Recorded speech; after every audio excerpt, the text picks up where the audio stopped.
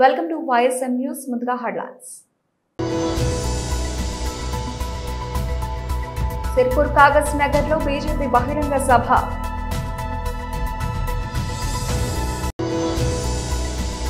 Delhi Capitals batter Petty shot video adiripoyindante.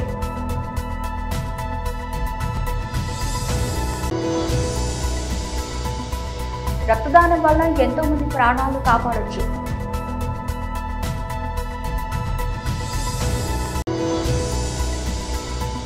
నెల్లూరులోని VR high school ఆధునీకరణ పనులను పరిశీలించిన మంత్రి నారాయణ. సిర్పూర్ కాగజ్ నగర్ లో బీజేపీ బహిరంగ సభ. అందరికీ ఈ సందర్భంగా నమస్కారాలు తెలియజేస్తా ఉన్నాను. పెద్ద సంఖ్యలో వచ్చినటువంటి ఈ ప్రాంతానికి సంబంధించినటువంటి రైతులు, అదేవిధంగా ఎన్నికైనటువంటి ప్రజాప్రతినిధులు, వివిధ రాజకీయ పార్టీల కార్యకర్తలు అందరూ కూడా స్వాగతం పలుకుతా ఉన్నాను. ఈరోజు నరేంద్ర మోడీ గారి నాయకత్వంలో కేంద్ర ప్రభుత్వము ఏ రకంగా జాతీయ రహదారులు అభివృద్ధి చేస్తుందో మనకు తెలుసు. ఇటీవలనే మరి రైల్వేలకు సంబంధించి కూడా కన్యాకుమారి నుంచి కాశ్మీర్ వరకు, కాశ్మీర్కు రైలు ఉండేది కాదు. ఈరోజు కన్యాకుమారిలో ట్రైన్ ఎక్కితే కాశ్మీర్ వరకు కూడా రైల్వే కనెక్టివిటీ డెవలప్మెంట్ చేసినటువంటి ఘనత మన ప్రియతమ ప్రధానమంత్రి నరేంద్ర మోడీ గారికి దక్కుతుందని ఈ సందర్భంగా మనం చేస్తున్నాను. అదేవిధంగా ఈరోజు వెనుకబడిన ప్రాంతాల్లో కావచ్చు, దేశంలోని అన్ని జిల్లాలలో, అన్ని రాష్ట్రాలలో జాతీయ రహదారులు ఏ రకంగా అభివృద్ధి జరుగుతూ ఉన్నాయో మనం చూస్తూ ఉన్నాం. మన తెలంగాణ రాష్ట్రంలో కూడా 33 జిల్లాలుంటే ముందుగా 10 జిల్లాలు ఉండేది. దానిని 33 జిల్లాలుగా పెంచుకోవడం జరిగింది. ఆ 33 జిల్లాలలో కూడా 32 జిల్లాలతో జాతీయ రహదారులతో మరి నరేంద్ర మోడీ గారి నాయకత్వంలో నితిన్ గడ్కరీ గారు అనుసంధానం చేసినటువంటి విషయాన్ని ఈ సందర్భంగా మనవి చేస్తా ఉన్నాను. అంతేకాకుండా ఈరోజు మనము ఈ యొక్క ఆదిలాబాద్, నిజామాబాద్ జిల్లాకు సంబంధించినటువంటి జాతీయ రహదారులకు సంబంధించి 3,900 కోట్ల రూపాయలతోటి ఈరోజు గౌరవ జాతీయ రహదారుల శాఖ మంత్రి అయినటువంటి నితిన్ గడ్కరీ గారు ఈ కాగజ్నగర్ ఎక్స్ రోడ్ నుంచి మనం ప్రారంభించుకుంటున్నాము. కొన్ని పూర్తయినటువంటి రోడ్లను ఇక్కడి ప్రజలకు, జాతికి నితిన్ గడ్కరీ గారు మనందరి సమక్షంలో అంకితం చేయనున్నారు. నరేంద్ర మోడీ గారు వచ్చిన తర్వాత దేశంలో అనేక రకాల అభివృద్ధి కార్యక్రమాలు కొనసాగుతున్నటువంటి విషయాన్ని ఈ సందర్భంగా మనవి చేస్తున్నాను. అనేక విషయాలు మన మిత్రులు చెప్పడం జరిగింది. ఈరోజు తెలంగాణలో 5,000కు మించి జాతీయ రహదారులు ఈరోజు మరి నిర్మాణం చేసుకొని మనం ముందుకెళ్తున్నటువంటి విషయాన్ని ఈ సందర్భంగా మనవి చేస్తున్నాను. అనేకమైనటువంటి ప్రతిష్టాత్మకమైనటువంటి ప్రాజెక్టులు, పలు ఎక్స్ప్రెస్ వేలు కూడా ఈరోజు నితిన్ గడ్కరీ గారు మరి మోడీ గారి ఆదేశాలతో నిర్మాణం చేస్తున్నటువంటి విషయాన్ని కూడా ఈ సందర్భంగా మనవి చేస్తున్నాను. ఈ రహదారులన్నీ కూడా ఏదో ట్రాన్స్పోర్టే కాదు, ప్రమాదాలు తగ్గాయి, వాహనాల యొక్క మరి నైపుణ్యత పెరిగింది, వాహనాలు కూడా ఎక్కువ కాలం కాలమానం అయ్యేటువంటి పరిస్థితి వచ్చింది, పెట్రోల్ ఖర్చు తగ్గింది, అన్నిటికంటే మించి ప్రమాదాలు తగ్గాయి. రోడ్లంటే గతంలో అనేక రకాల ప్రమాదాలు జరిగేది. ఈరోజు నరేంద్ర మోడీ గారు వచ్చిన తర్వాత, నితిన్ గడ్కరీ గారి నేతృత్వంలో రహదారుల అభివృద్ధి జరిగిన తర్వాత ప్రమాదాలు చాలా తగ్గినటువంటి విషయాన్ని కూడా ఈ సందర్భంగా నేను మనవి చేస్తా ఉన్నాననే విషయాన్ని ఈ సందర్భంగా మనవి చేస్తున్నాను. అవి జాతీయ రహదారులకు సంబంధించినటువంటి అండర్ పాస్లు కావచ్చు. ఈ రోజు ఉప్పల్ వేదికగా Sunrisers Hyderabad Delhi Capitals తలపడనున్న విషయం తెలిసిందే. ఈ మ్యాచ్ నేపథ్యంలో డీసీ టీం విడుదల చేసిన ఓ వీడియో ఆకట్టుకుంటోంది. గ్లోబల్ స్టార్ రామ్ చరణ్ హీరోగా బుచ్చిబాబు సనా దర్శకత్వంలో వహిస్తూ ఉన్న పెద్ది సినిమా గ్లిమ్స్ ఆడియోతో ఈ వీడియోను ఎడిట్ చేశారు. ఇందులో రామ్ చరణ్ కొట్టిన షాట్ ను ఢిల్లీ ఆటగాడు సమీర్ రిజ్వీ రీక్రియేట్ చేశాడు. ఢిల్లీ క్యాపిటల్స్ తన అధికారిక ఎక్స్ ఖాతాలో పోస్ట్ చేయగా పెద్ద టీం రీట్వీట్ చేసింది. ఇప్పుడు ఈ వీడియో సామాజిక మాధ్యమాల్లో వైరల్ అవుతోంది. దీనిపై మెగా అభిమానులు, క్రికెట్ ఫ్యాన్స్, నెటిజన్లు తమదైన శైలిలో స్పందిస్తున్నారు. ఇక ఈ రోజు జరిగే మ్యాచ్ సన్ రైజర్స్ హైదరాబాద్ కు చాలా కీలకం. ప్లే ఆఫ్స్ ఆశలు సజీవంగా ఉండాలంటే ఈ మ్యాచ్ లో తప్పనిసరిగా గెలవాల్సిందే. ఓడితే మాత్రం ప్లే ఆఫ్స్ రేస్ నుంచి ఎస్ఆర్హెచ్ నిష్క్రమిస్తోంది. ఇప్పటి వరకు ఆడిన 10 మ్యాచ్ల్లో 3 మాత్రమే గెలిచింది. మిగిలిన 4 మ్యాచ్ల భారీ మార్జిన్లతో గెలిస్తే నాకౌట్పై ఆశలు ఉంటాయి. ప్రస్తుతం పాయింట్ల పట్టికలో హైదరాబాద్ 9వ స్థానంలో ఉంది. మరోవైపు ఢిల్లీ 10వ మ్యాచ్లాడి 6 విజయాలతో పాయింట్ల పట్టికలో 5వ స్థానంలో కొనసాగుతోంది. ఇవాళ మ్యాచ్ లో గెలిచి టాప్ లో 4లో దూసుకెళ్లాలని చూస్తోంది. సంగం మండలం సిద్దిపురం గ్రామంలో యువనేస్తం ఫౌండేషన్ ఆధ్వర్యంలో ఇండియన్ రెడ్ క్రాస్ సొసైటీ సహకారంతో రక్తదాన శిబిరం నిర్వహించారు. ముందుగా ఇటీవల రోడ్డు ప్రమాదంలో మృతి చెందిన వైద్య విద్యార్థి జీవన్ చంద్రారెడ్డి ఫోటోకు నివాళులర్పించారు. అనంతరం యువకులు రక్తదాన శిబిరంలో పాల్గొని రక్తదానం చేశారు. 18 సంవత్సరాలు నిండిన యువకులు తప్పనిసరిగా రక్తదానం చేయాలని సూచించారు. రక్తదానం వల్ల ఎంతో మంది ప్రాణాలు కాపాడవచ్చునన్నారు. ఈ కార్యక్రమంలో Indian red cross society motivator Madhu, Yuvanestham foundation నిర్వాహకులు చంద్రకాంత్, నాయక్, రసూల్, యువకులు పాల్గొన్నారు.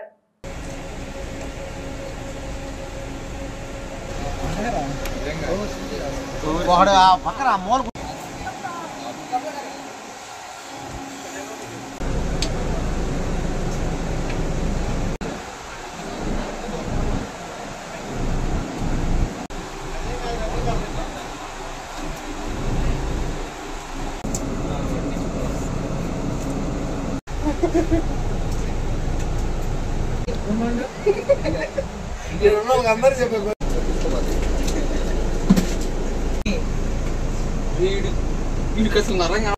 దానికి ఏదో అనుకుంది నేనేం చేయట్లేదు అంతే. అందుకు వాళ్ళ ఎన్నటికీ నువ్వు అన్ని ప్రిపేర్ అవ్వడానికి ఈరోజు సిద్దిపురం గ్రామంలో యువనేస్తం సేవా ఫౌండేషన్ మరియు Indian red cross society blood bank Nellore వారి సహకారంతో రక్తదాన శిబిరం నిర్వహించడం జరిగింది. మా గ్రామంలోని యువకులంతా కలిసి దాదాపు చాలా సంవత్సరాలుగా ఏప్రిల్, మే నెలల్లో అంటే వేసవి కాలంలో రక్త నిల్వలు చాలా తక్కువగా ఉంటాయి, రక్తం ఇవ్వడానికి ఎక్కువ మంది ముందుకు రారు అన్న ఉద్దేశంతో మేము ప్రతి సంవత్సరం కూడా వేసవి కాలంలో మా గ్రామంలో రక్తదాన శిబిరం క్రమం తప్పకుండా నిర్వహించడం జరుగుతుంది. కానీ ఈరోజు ఈ క్యాంప్ నిర్వహించడానికి గల ముఖ్య కారణం ఇటీవల మనందరికీ తెలిసిందే, రోజు మనం ప్రయాణించే రోడ్డు మార్గంలోనే అతిపెద్ద ఘోర రోడ్డు ప్రమాదం జరగడం, అందులో 6 మంది వ్యక్తులు ప్రాణాలు కోల్పోవడం జరిగింది. అందులో ముఖ్యంగా మన గ్రామానికి చెందిన యువకుడు ఉండడం అనేది చాలా చాలా బాధాకరం.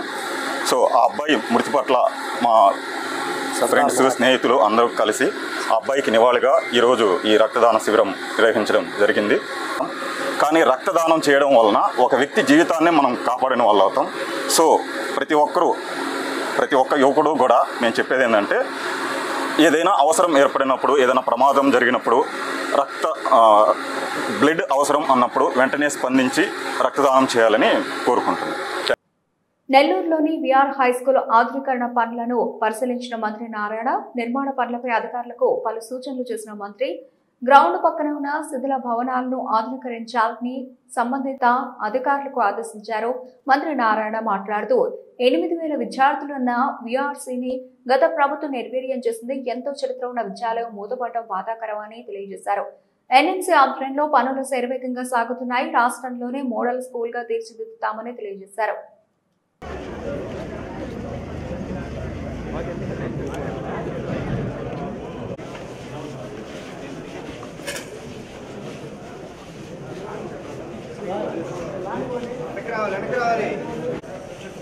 వెనక్కి రావాలి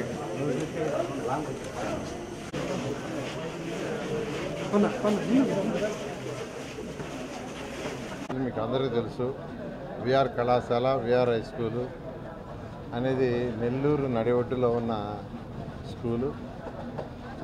ఒకప్పుడు ఇదే స్కూలు, ఇదే కాలేజీలో, ఈ క్యాంపస్లో మొత్తం 8,000 పైగా స్టూడెంట్స్ ఉండేవాడు. నేను చదివేటప్పుడు కానీ, నేను ఈ కళాశాల ఉద్యోగం చేసేటప్పుడు కానీ 8,000 పైగా 3 షిఫ్ట్లు, మార్నింగ్ షిఫ్ట్ డిగ్రీ, మధ్యాహ్నం షిఫ్ట్ ఇంటర్మీడియట్, రాత్రి డిగ్రీ అండ్ ఇంటర్మీడియట్ 2.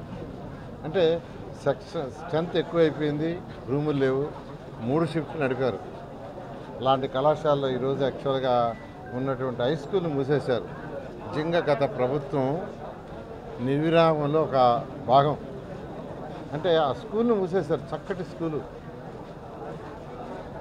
అయితే నేను మళ్ళా 2014-19లో ఇదే స్కూల్ పైన 11th class and 12th class 300 మంది విద్యార్థులకు హాస్టల్ ప్రొవైడ్ చేశారు.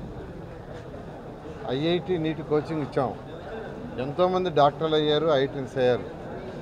కానీ గత ప్రభుత్వం దాన్ని కూడా హాస్టల్ ఎత్తేసింది. అంటే గత ప్రభుత్వం వ్యక్తుల మీద, మనుషుల మీద, నాయకుల మీద కేసులు పెట్టడమే కాదు, ఉన్నవి కూడా ఎత్తేసేయడమే వాళ్ళ target. There is no financial planning. ఆర్థిక వ్యవస్థ మీద ఒక పట్టుదల కానీ ఒక ప్లానింగ్గా లేక నాశనం చేశారు.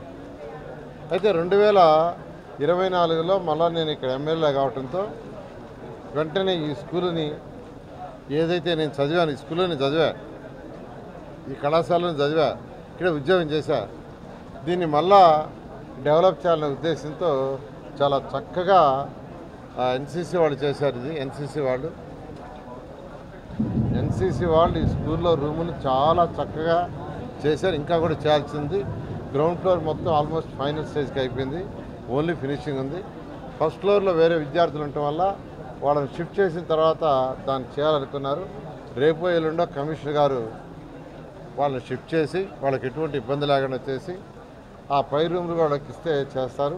ఇక్కడ చక్కటి ప్లే గ్రౌండ్ చేయమన్నాను ఈ పిల్లలకి. ఏ పిల్లల్ని అయితే ఇక్కడ పెడుతున్నామో పేదలు, నిరుపేదలు, నెల్లూరు టౌన్లో ఉన్నటువంటి పేద నిరుపేద విద్యార్థులకు పెట్టాలనే ఉద్దేశంతో కమిషనర్ గారికి చెప్పాను. పేదలు, నిరుపేదలు అంటే డెఫినేషన్ ఏంటంటే తల్లులు లేని వాళ్ళు, తండ్రులు లేని పేదవాళ్ళు, అదేవిధంగా బీడీలు చుట్టలు చుట్టుకునేవాళ్ళు, ఉదయాన్నే ఇళ్లలో వంట పని చేయడానికి కానీ పాసి పని చేయడానికి పోయేవాళ్ళు పిల్లలు.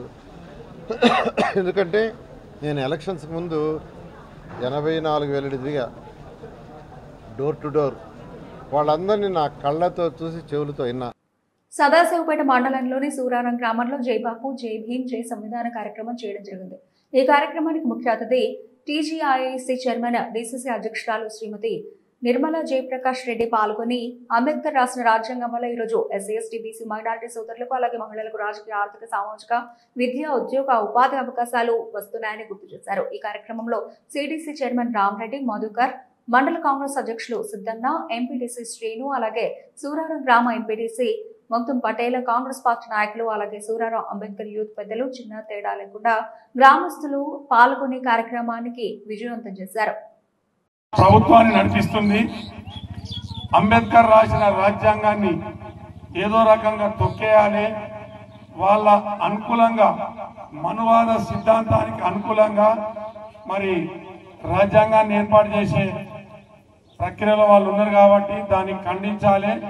దీనికి దేశవ్యాప్త ఉద్యమం చేస్తూ బీసీ, ఎస్సీ, మైనారిటీ, బడుగు బలహీన వారందరినీ చైతన్యపరిచి మన భారత రాజ్యాంగాన్ని కాపాడుకోవాలని ఉన్నారంటే ఎంతో కష్టపడి అంబేద్కర్ గారు మరి ఇంకా కమిటీ సభ్యులందరూ అన్ని దేశాలలో ఎక్కడెక్కడ ఏది ఉన్నదో దాంట్లో నుంచి అన్ని మంచి లక్షణాలు, మంచిగా ఉన్న సందర్భాలను తీసుకొని మన భారతదేశ ప్రజలకు, మన దగ్గర ఉన్న బడుగు బలహీన వర్గాల ప్రజలందరికీ అనుకూలంగా ఉండే విధంగా మరి రాజ్యాంగాన్ని రచించడం జరిగింది. ఆ రాజ్యాంగము రచించిన దానిలో భాగంగానే మరి ఈ హక్కులు మనకు మాట్లాడేది ఉంది. మరి ఇవన్నీ వాళ్ళు ఏదో రకంగా తీసేయాలని ఆలోచన చేస్తారు కాబట్టి దాన్ని ప్రజలను చైతన్యపరచాలనే ఉద్దేశంతో తిరగడం జరుగుతుంది. కాబట్టి అందరు జాగరూకతతో ఈ వీళ్ళు చేసే దుష్ట ప్రయత్నాలను అందరూ తిప్పికొట్టాలని కోరుకుంటూ ముగిస్తున్నాను. ఇప్పుడు మన ముఖ్య అతిథులు నిర్మలా మేడం గారు ప్రసంగించవలసిందిగా కోరుతున్నాను. జై భీమ్, జై బాపు, జై సంవిధాన్ కార్యక్రమం చేయడం జరుగుతుంది. ఈ కార్యక్రమానికి చేసిన సిడిసి చైర్మన్ రామరెడ్డి గారికి, మధుర్ పటేల్ గారికి, అలాగే మధు గారికి, నవీన్ గారికి, ఎంపీటీసీ శ్రీనివాస్ గారికి, మిగతా అంబేద్కర్ యోజన సంఘ అధ్యక్షులకి, సంఘ నాయకులకి, ఇక్కడ చేసిన గ్రామ పెద్దలకి, అమ్మలకి, అక్కలకి, అన్నలకి, తమ్ములకి అందరు కూడా పేరు పేరున నమస్కరిస్తూ, మరి ఈ కార్యక్రమం ఎందుకు చేస్తున్నామనేది చాలా మంది కూడా తెలియట్లేదు. మన అంబేద్కర్ గారి, జై బాపు అంటే గాంధీజీ గారి మరి వాళ్ళు చేసిన పని ఏంటి, ఇప్పుడున్న ఈ ప్రభుత్వం బీజేపీ ప్రభుత్వం ఏమంటుంది, వాళ్ళు కుట్రవనుతున్నారు అనేది తెలియజేయడానికి ఈ కార్యక్రమం. మరి అమిత్ షా గారు పార్లమెంట్లో పెద్ద సభలోనే మన రాజ్యాంగం రాసిన వ్యక్తిని కించపరచడం. ఈరోజు ఇంతమంది ఇక్కడ ఉన్నామంటే అంబేద్కర్ రాసిన రాజ్యాంగం ప్రకారమే ఈ విధంగా మనం అందరం కలుసుకోగలుగుతున్నాం. అన్ని విధాలుగా మనం అభివృద్ధి చెందుతున్నాం, సామాజికంగా, రాజకీయంగా, ఆర్థికంగా కూడా. ఆ రోజు మరి కులం అనే పేరుతో మరి రకరకాలుగా బానిసత్వంలో బతికినాం. ఎప్పుడు జీతగాడంటే జీతగాడిగానే ఉండాలి, మంగళుడు అంటే. చిత్తూరు జిల్లా వెదురుకుప్పం మండలం అగ్రహారం గ్రామానికి చెందిన కొంతమంది అణగారిన వర్గానికి చెందిన వారు తమకు ఉండడానికి సొంత ఇళ్లు కూడా లేవని, ఎన్ని రోజులైనా ప్రభుత్వ అధికారులకు విన్నవించుకున్నా ఎవరూ పట్టించుకున్న పాపాన పోలేదని హరిజనవాడ ప్రజలు వాపోతున్నారు. అయితే ఊరి వాళ్లంతా వారికి దగ్గరలోనే కొంత ప్రభుత్వ భూమిని గుర్తించి దాన్ని తమకు ఇళ్లు కట్టుకోవడానికి కేటాయించాలని కోరుతున్నామని తెలియజేస్తున్నారు. కనీసం ఇకనైనా ప్రభుత్వ నాయకులు తమకు న్యాయం చేయాలని కోరుతున్నారు. మేము వెదురుకుప్ప మండలం బలిజపల్లె హరిజనవాడ, మేము ఎస్సీలు. మాకు గత కొన్ని 50 సంవత్సరములుగా మాకు ఇళ్ళ జాగా లేకుండా నానావస్థ పడుతున్నాం. కాబట్టి మా గ్రామం పక్కనే ఒక గుట్ట పరుంబోకి ఉన్నది, గవర్నమెంట్ ల్యాండ్ అది. ఆ ల్యాండ్ని మేము గత 20 సంవత్సరాలకు ముందు కూడా మేము సపార్లు వేసినాం. ఆ సపార్లను కూడా కొందరు అనుచరులు వచ్చేసి పార్టీ తరఫంగా వచ్చేసి దాన్ని దొల్లిచ్చేసి మమ్మల్ని అవమానపరిచినారు. ఆ తదుపరి ఇప్పుడు ఆ గుట్టలో ఉండే మట్టిని పాతగుంట గ్రామస్తులు రెడ్డీసు వాళ్ళు వచ్చి దౌర్జన్యం చేసి ఆ మట్టి అంతా వెలుపలికి తోలేసి ఆ సదిరిచ్చిన భూమిలో వచ్చేసి మరలా పేడ తట్టలు వేసుకొని ఇప్పుడు మేము వచ్చినా కూడా మమ్మల్ని దౌర్జన్యం చేస్తున్నారు. కాబట్టి మేము ఎస్సీలు కాబట్టి మాకు నిలుచుకునే దానికి నీడ కూడా లేదు. కాబట్టి దయచేసి మీకు అందరికీ తెలియజేయడం ఏమంటే దీని మీద మేము మనకు రెవెన్యూ సదస్సులో కూడా సుమతి అనే అమ్మాయి కూడా అర్జీలు ఉంచుకున్నాము. దానిపైన కూడా వాళ్ళు ఏమి గవర్నమెంట్ చర్య తీసుకోలేదు. ఆ తదుపరి ఆర్డీఓ గారికి పంపించినాము. అక్కడి నుంచి మన ఎంఆర్ఓ గారికి వచ్చింది. ఆ ఎంఆర్ఓ గారి నుంచి మళ్ళీ విలేజ్ అసిస్టెంట్కు విఆర్ఓ పిలిపించి విఆర్ఓ వచ్చేసి మీకు న్యాయం చేస్తానని చెప్పేసి మాత్రం మా దగ్గర సంతకాలు మాత్రం చేయించుకొని పోయినారు. షణ్ముఖం, సుమతి వీళ్ళిద్దరూ ఆల్మోస్ట్ దీని మీద చర్య తీసుకుంటారు. వాళ్ళు ప్రస్తుతానికి బాడిగింట్లో కాలం గలుపుతుంటారు. వాడికి కూలీ చేసుకొని పిల్లకాయలు పోషించుకోలేకుండా, ఇల్లు బాడు కట్టుకోలేకుండా నానా విధాలమైన కష్టాలు పడుతున్నాం. కాబట్టి ఈ పేదవారిపై దయించి ఈ గుట్ట పరుంబోకిని మాకందరికీ ఇళ్ళు లేని వాళ్ళకి అందరికీ ఇళ్ళ జాగాలు మాకు మంజూరు చేసి, ఆ మంజూరు చేసినట్లయితే ఆ ఇల్లు కట్టుకొని మేము ఏదో మా కష్టాలతో మేము పోషించుకొని మా పిల్లల్ని మేము చదివించుకొని మాకు కష్టాలంతా తీరతానని కూడా మేము మీకంతా విన్నవించుకుంటున్నాం. దీని మీద ఆధారపడి మనకు జాగా లేకుండా నానావస్థ పడుతున్నాం. జాగా ఎక్కడని కూడా అడిగినారు వాళ్ళు. ఆ జాగాను కూడా మేము చూపించున్నాము. 176 భారీ సవన్లో వచ్చేసి 65 సెంట్లు భూమి ఉండదు. ఆ భూమిని మళ్ళా కూడా ఇప్పుడు ఆ అగ్రకులస్తులు వచ్చి అన్యాయంగా మమ్మల్ని ఆ మట్టిని తోలేటప్పుడు కూడా మేము అడిగితే మేము తోలుకుంటామే కానీ ఆ జాగాకు మేము రామని చెప్పినారు. ఆ తదుపరి ఇప్పుడు మట్టిని తోలేసిన జాగాలో వచ్చేసి వాళ్ళు దెబ్బలు వేసుకొని అక్కడ వచ్చేసి మేము నిన్న సాయంకాలం నిన్న వచ్చేసి మేము 3వ తేదీ వచ్చి మేము దౌర్జన్యంగా మేము వచ్చి కొయ్యలు నాటుకుంటే దాన్ని కూడా పెరికేసి మళ్ళా దెబ్బ గుంతలు వేసుకుంటున్నారు. కాబట్టి మా పేదవారిపై దయించి మాకు నిలుచుకునే దానికి నీడ దయచేస్తగలరని మిమ్మల్ని కోరి ప్రార్థిస్తున్నాం. అమెరికాలో 6 దశాబ్దాలకు పైగా అంతుచిక్కని మిస్టరీగా మారిన ఓ మహిళ అదృష్టం కేసు ఎట్టకేలకు వీడింది. 1962లో 20 ఏళ్ల వయసులో కనిపించకుండా పోయిన ఆండ్రే బాకెబోర్జ్ అనే మహిళ ప్రస్తుతం 82 ఏళ్ల వయసులో బతికే ఉన్నారని, క్షేమంగా ఉన్నారని అధికారులు తాజాగా వెల్లడించారు. సుదీర్ఘకాలంగా పరిష్కారం కాని ఈ కేసును సాఫ్ కౌంటీ షెరీఫ్ కార్యాలయం విజయవంతంగా ఛేదించింది. సాఫ్ కౌంటీ షెరీఫ్ కార్యాలయం విడుదల చేసిన పత్రికా ప్రకటన ప్రకారం ఆండ్రే బాకెబర్గ్ ప్రస్తుతం విస్కాన్సిన్ వెలుపల మరో రాష్ట్రంలో నివసిస్తున్నారు. ఆండ్రే బాకెబర్గ్ బతికే ఉన్నారని, క్షేమంగా ఉన్నారని తెలియజేస్తున్నారు. ఆమె అదృశ్యం వెనుక ఎలాంటి నేరపూర్తి చర్య లేదా హత్య, అపహరణ వంటివి జరగలేదని తమ దర్యాప్తులో తేలిందని తెలియజేశారు. ఆమె తన ఇష్ట ప్రకారం వెళ్లిపోయారని షరీఫ్ కార్యాలయం స్పష్టం చేసింది. 1962లో ఏం జరిగింది?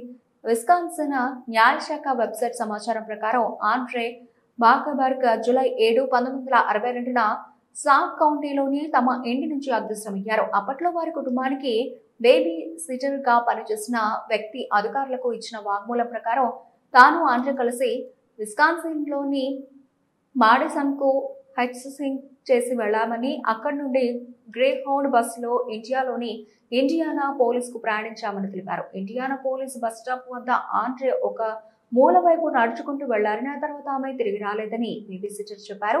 2 పిల్లల తల్లి అయిన ఆండ్రే అప్పటి నుంచి ఇంటికి తిరిగి రాలేదు. ఆమె గురించి ఎటువంటి సమాచారం లేదు.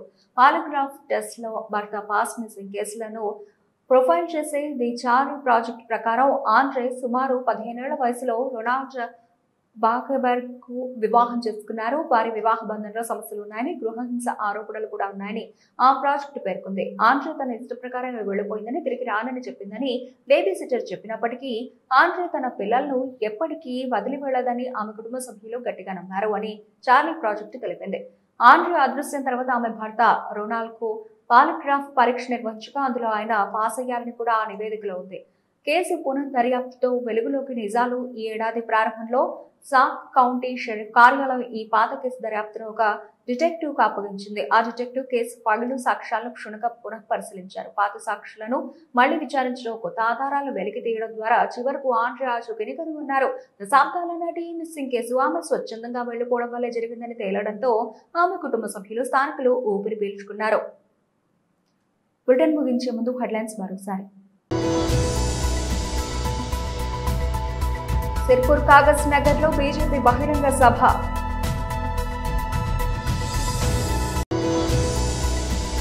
ఢిల్లీ క్యాపిటల్స్ బ్యాటర్ పెద్ద షాట్ వీడియో ఆదిరిపోయిందంతే.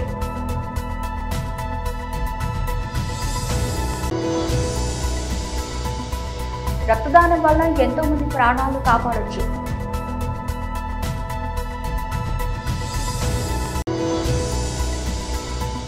నెల్లూరులోని విఆర్ హైస్కూల్ ఆధునీకరణ పనులను పరిశీలించిన మంత్రి నారాయణ.